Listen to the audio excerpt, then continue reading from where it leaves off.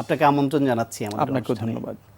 শিশুদের অ্যান্টিবায়োটিক ব্যবহার নিয়ে বাবা মারা, অভিভাবকরা খুব উৎকণ্ঠিত থাকেন যে অ্যান্টিবায়োটিক ব্যবহার করা অর্থাৎ তাকে না দেয়া, এটা নিয়েও কারো আপত্তি থাকে, আবার দেয়া হচ্ছে যে সেটা নিয়েও কারো মধ্যে ভয় থাকে।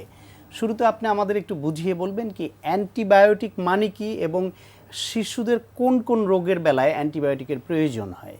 অ্যান্টিবায়োটিক বলতে আমরা যেটা বুঝি সেটা হচ্ছে ব্যাকটেরিয়াকে কিল করার জন্য বা গ্রোথটাকে ইনহিবিট করার জন্য যেই সমস্ত মেডিসিন আমরা ব্যবহার করে থাকি সেগুলোই অ্যান্টিবায়োটিক।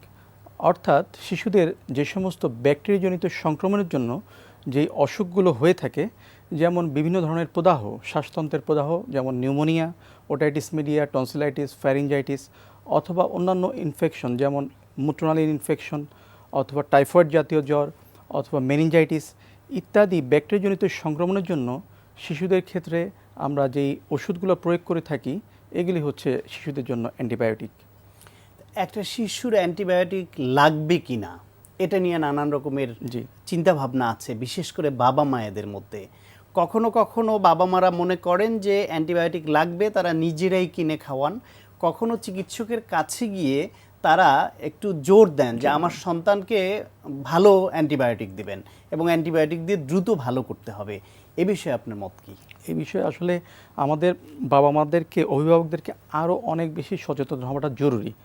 আপনি যেটা বলছেন ঠিকই আছে, আসলে দুই ধরনের ঘটনাই ঘটে, কিন্তু মূলত বুঝতে হবে যে আসলে শিশুটির অ্যান্টিবায়োটিক লাগবে কি লাগবে না। যদি অ্যান্টিবায়োটিক লেগে থাকে, অর্থাৎ যদি ব্যাকটেরিয়াজনিত সংক্রমণ হয়ে থাকে, তাহলে অবশ্যই তাকে ভালো করতে হলে অ্যান্টিবায়োটিক দিতেই হবে। এবং শুধু দিলেই চলবে না, এটি সঠিক মাত্রায় এবং সঠিক কোর্সে এবং সঠিক সেই ইনফেকশনের জন্য সঠিক অ্যান্টিবায়োটিকটাকে ব্যবহার করতে হবে। সেটা কিভাবে সম্ভব? সেটি মনে করেন যে একটি বাচ্চা শ্বাসতন্ত্রের প্রদাহ বা নিউমোনিয়া হয়েছে, সেক্ষেত্রে আমাদেরকে অ্যাসেস করে বুঝতে হবে যে এটি সাধারণ ব্যাকটেরিয়াল ইনফেকশন নিউমোনিয়া নাকি মারাত্মক নিউমোনিয়া।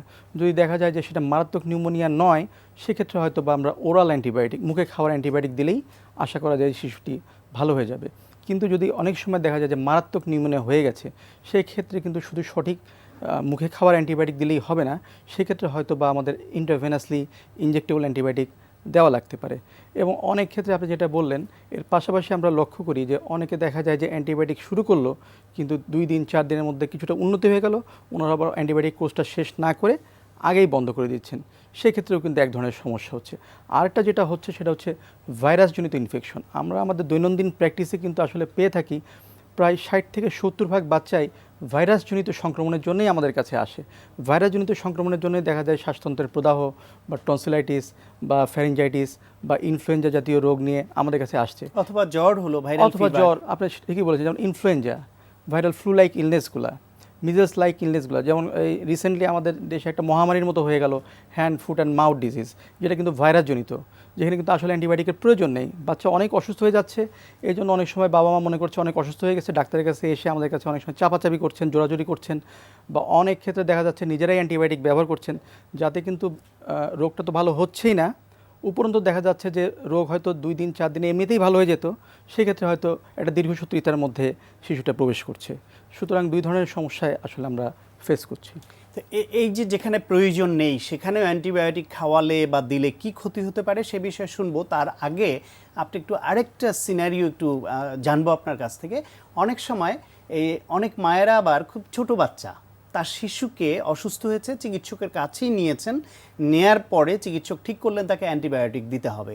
তখন ওই মা বাবা আতঙ্ক বোধ করেন যে আমার এতটুকু বাচ্চা, তাকে অ্যান্টিবায়োটিক দিবেন, ক্ষতি হবে না? না, আমি সেটাই বলছি যে যেখানে প্রয়োজন আছে, একদিনের বাচ্চাকেও তো যদি প্রয়োজন হয়, যেমন একদিনের বাচ্চা, প্রিটার্ম বাচ্চা, সেপ্টিসেমিয়ার বাচ্চা আমরা সাসপেক্ট করছি বা ল্যাবরেটরি ইনভেস্টিগেশন করে আমরা কনফার্ম হচ্ছি, সেক্ষেত্রে তার জীবন বাঁচানোর জন্য কিন্তু সঠিক অ্যান্টিবায়োটিকটা প্রয়োগ করতে হবে। কিন্তু যদি সঠিক মাত্রায় সঠিক কোর্সে অ্যান্টিবায়োটিক দেওয়া হয়, সেক্ষেত্রে কিন্তু কোনো ওইরকম রিস্ক নেই। বরং যদি সঠিকভাবে অ্যান্টিবায়োটিক সঠিক মাত্রায় দেওয়া না হয়, সেই ক্ষেত্রে কিন্তু অনেক সময় বাচ্চার জীবনটা ঝুঁকির মধ্যে পড়ে যেতে পারে। সুতরাং আমার মনে হয় বাবা মাদের এই ধরনের অস্বস্তির কোনো কারণ নেই, বরং ওনারা চিকিৎসকের কাছে গেলে চিকিৎসকের পরামর্শ সঠিকভাবে ফলো করাটাই ওনাদের জন্য বুদ্ধিমানের কাজ হবে। এবং চিকিৎসকরাও শিশুদের বেলায় অ্যান্টিবায়োটিক খুব তার ওজন এবং বয়স ভেদে খুব মাপযোগ করে জি। সঠিক অ্যান্টিবায়োটিক সঠিক মাত্রায় দিতে হবে, জি, সেটা এটা না দিলে অত্যন্ত ক্ষতি, জরুরি। কিন্তু চিকিৎসকরা এটা মেনেই করে। অবশ্যই এটা হচ্ছে বড়দের ক্ষেত্রে যেমন আমরা মোটামুটি একটা আছে, কিন্তু শিশুদের ক্ষেত্রে কিন্তু এর ব্যাপারটা খুবই সেনসিটিভ। শিশুদের বয়স এবং ওজন অনুযায়ী এবং শিশুর কী ধরনের জীবাণু দ্বারা আক্রমণ হয়েছে এবং সেই এরিয়াতে এই মুহূর্তে কোন ধরনের অ্যান্টিবায়োটিকটাতে ভালো কাজ করে। যেমন একটা উদাহরণ দিয়ে বলি, যেমন একসময় কিন্তু টনসিলাইটিসের জন্য আমাদের দেশে অ্যামোক্সিসিলিন বা কোট্রাইমাক্সোজল বা এর আরও আগে ওরাসিনকে, পেনিসিলিন জাতীয় ওষুধ কিন্তু খুবই ব্যবহার করা হতো। কিন্তু এখন কি আর এবং ওরাসিন ভালো কাজও করতো। ভালো কাজ করতো, কিন্তু এখন দেখা যাচ্ছে বেশিরভাগ ক্ষেত্রে আমরা কালচার সেন্সিটিভিটি ইনভেস্টিগেশন করে আমরা পাচ্ছি যে সবসময় কিন্তু কাজ করছে না। সুতরাং এই জিনিসটা আমাদের মাথায় রাখতে হবে। সুতরাং সব কিছু মূল্যায়ন করে যখন আপনি ডাক্তারের কাছে যাবেন, তখন ডাক্তারের পরামর্শ আপনাকে সঠিকভাবে পুরোপুরি মেনে চলতে হবে। এই যে আপনি একটা শব্দ বলছিলেন কালচার সেন্সিটিভিটি, অর্থাৎ কোন জীবাণু দ্বারা আক্রান্ত হয়েছে, এই রোগটি হয়েছে, সেই জীবাণুর বিপরীতে কোন অ্যান্টিবায়োটিক ভালো কাজ করবে সেটা বের করার একটা পরীক্ষা। জি। এই পরীক্ষার ফলাফল পেতে তো 3 দিন বা তারও বেশি সময় লেগে যায় অনেক সময়।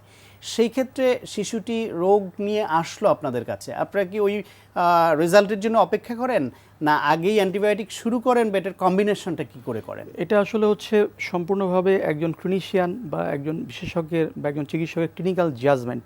একজন চিকিৎসক যদি মনে করেন যে তার যে রোগটা সংক্রমিত হয়েছে এটি ব্যাকটেরিয়াজনিত, তাহলে উনি সঙ্গে সঙ্গে একটা অ্যান্টিবায়োটিক শুরু করে দিবেন এবং এর আগেই উনি নমুনা বা স্যাম্পল এটা কালচার সেন্সিটিভ পরীক্ষার জন্য পাঠিয়ে দিবেন। কালচার সেন্সিটিভ রিপোর্টটা কিন্তু আমাদের কাছে আসতে মোটামুটি 48 থেকে 72 ঘন্টা সময় লাগবে, কিন্তু এর মধ্যে তো বাচ্চাকে ঝুঁকির মধ্যে রাখা যাবে না। এই জন্য আমরা অ্যান্টিবায়োটিকটা শুরু করে দিই। এর পরবর্তীতে যখন রিপোর্টটা আসে, প্রয়োজন হলে অনেক সময় রিপোর্ট অনুযায়ী অ্যান্টিবায়োটিকের পরিবর্তন করা লাগতে পারে অথবা বন্ধ করা লাগতে পারে, বা আমরা হয়তো মুখে খাওয়ার অ্যান্টিবায়োটিক দিচ্ছিলাম, প্রয়োজন হলে সেটা শিরা পথে দেওয়ার ইনজেক্টেবল অ্যান্টিবায়োটিক দেওয়া লাগে। এই ধরনের কিছু পরিবর্তন লাগতে পারে। সেটা আপনারা ওই রিপোর্ট দেখে রিপোর্ট করবেন। অনুযায়ী আমরা অনেক সময় চেঞ্জ করি।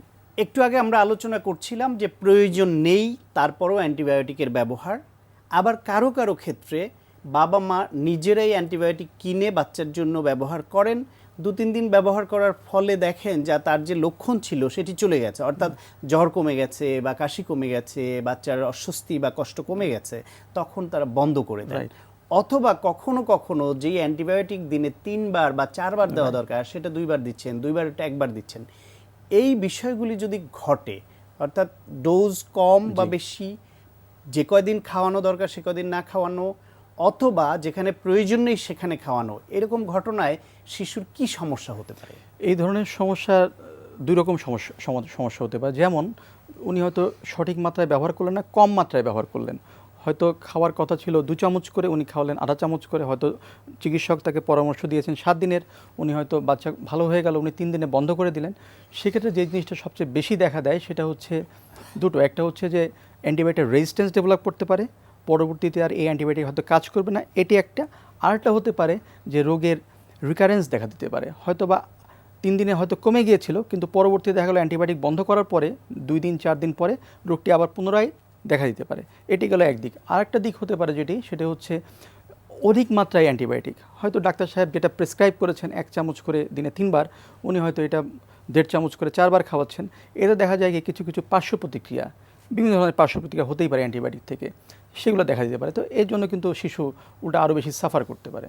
তার মানে বেশি বা কম দুটোই ক্ষতিকর, দুটোই ক্ষতিকর। এবং যে অ্যান্টিবায়োটিক যতদিন খাওয়ানোর কথা ততদিন পূর্ণ মাত্রায় খাওয়াতে হবে, অবশ্যই। না হলে ক্ষতি হবে। অবশ্যই। তো এই যে এই ক্ষতিটা জানার পরেও কিংবা অনেকে না জেনেই মিসইউজ বা রেশনাল ইউজ অফ অ্যান্টিবায়োটিক যে কথাটা আছে সেটা মানা হচ্ছে না, অ্যাবিউজ হচ্ছে, এটা রোধ করার জন্য আপনার পরামর্শ কি? রোধ করার জন্য পরামর্শ, এটা ফার্স্টে বলতে হবে যে আমাদের মধ্যে সচেতনতা বাড়াতে হবে। শুধু চিকিৎসকদের মধ্যে না, শুধু জনগণের মধ্যে না, এটা আমাদের সবার মধ্যে। যেমন প্রথম অবস্থায় বলবো যে অভিভাবকদেরকে আরও বেশি সচেতন হতে হবে, তাদেরকে ডাক্তারের প্রতি একটা ট্রাস্ট আনতে হবে। যখন উনি ডাক্তারের কাছে যাবেন, ডাক্তার যেভাবে বলবেন এটা ওনাদেরকে ফলো করতে হবে। এটি একটি গেল। আরেকটি গেল আপনার চিকিৎসকদের ক্ষেত্রে আমাদের মধ্যে আমরা অবশ্যই চেষ্টা করি, আমাদের সব চিকিৎসকরা তাদের ক্লিনিক্যাল জাজমেন্ট দিয়ে সঠিক অ্যান্টিবায়োটিকটা দেওয়ার চেষ্টা করেন। কিন্তু এই কথা সত্যি যে কিছু কিছু ক্ষেত্রে হয়তোবা অনেক চিকিৎসক চেষ্টা করে থাকেন অনেক সময় রোগীদের পীড়াপিড়িতে, অনেক সময় রোগীরাও কিন্তু আমাদের চেম্বারে এসে অনেক সময় পীড়াপিড়ি করেন যে যাতে বাচ্চা তাড়াতাড়ি সুস্থ হয়ে যায়, বাচ্চার হয়তো Antibiotic পরীক্ষা দেন, আছে, একটা আমার অ্যান্টিবায়োটিক বাচ্চাকে দিয়ে দেন। দেন। সেই জন্য কিন্তু অনেক চিকিৎসক এই রোগীদের চাপের কাছে নতি স্বীকার করে হয়তো অ্যান্টিবায়োটিক দিয়ে দিচ্ছেন, অথবা একটু তাড়াতাড়ি ভালো করার জন্য বা উনি হয়তো নিজের নাম, অনেক সময়, সব সময় বলছি না, দুই এক ক্ষেত্রে হয়তো বা হতে পারে, হয়ে থাকলে সেটা না হওয়াই ভালো। আমরা সেটাই আশা করব। এটি একটি। আরেকটি যেটা বলবো সেটা হচ্ছে যে আমাদের কালচার সেন্সিটিভিটি, আপনি যেটা বলছেন ঠিকই আছে, এটা মোটামুটি এখন সারা বাংলাদেশে অ্যাভেলেবল। তারপরে প্রত্যন্ত অঞ্চলে বিশ্বাসযোগ্য মাত্রায় ভালো ল্যাবরেটরি ফ্যাসিলিটি কিন্তু সব জায়গাতে নেই, যার জন্য সেটিও বাড়াতে হবে। সেটি অবশ্যই এবং বাড়ানো একই দরকার। সঙ্গে সরকারের সরকারের তদারকিও পক্ষ থেকে দরকার। আপনার ড্রাগ অ্যাডমিনিস্ট্রেশনের পক্ষ থেকে একটা আইন তৈরি করা এবং এই আইনটা যাতে সঠিকভাবে প্রয়োগ হচ্ছে কিনা এটি তদারকি নিশ্চিত করতে হবে। তাহলে আমরা এই সমস্যা থেকে মুক্ত হতে পারবো। না, অবশ্যই মুক্ত হতে পারবো। আপনাকে অনেক ধন্যবাদ। ধন্যবাদ আপনাকেও, ধন্যবাদ।